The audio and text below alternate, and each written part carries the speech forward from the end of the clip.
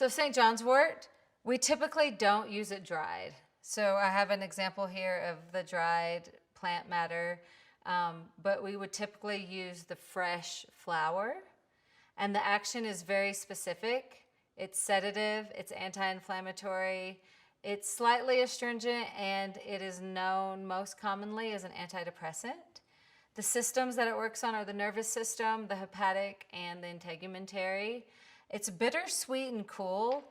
One of the ways I use it mostly is actually for neuralgia or nerve pain, although in the media it really has just gotten response from being an antidepressant. And most herbalists know that they tell you if you are on SSRIs or MAO inhibitors, which tend to be the drugs that we call antidepressant, you cannot use St. John's wort at the same time because it actually works as an antidepressant, and so do the pharmaceuticals, so it's just too strong of an action when you put the two together. We typically won't use it for someone who is like suicidal or chronic deep depression, but it works great for people with that either situational or mild depression, people who just get the blues, or what we call SAD, which is seasonal affective disorder. Energy is bitter, sweet, and cool.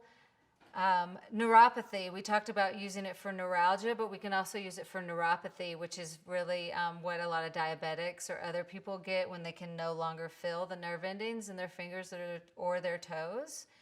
It's great for burns.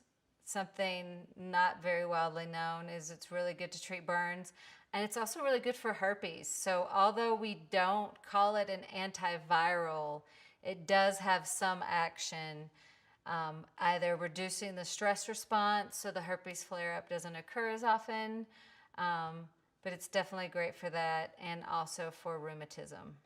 Again, the only caution is do not take if you are on SSRIs or MAO inhibitors.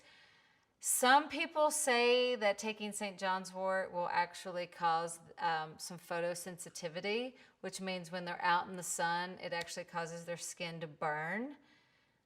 This could potentially happen, but it's also being put in sunscreen recipes as a way to protect you from sun damage.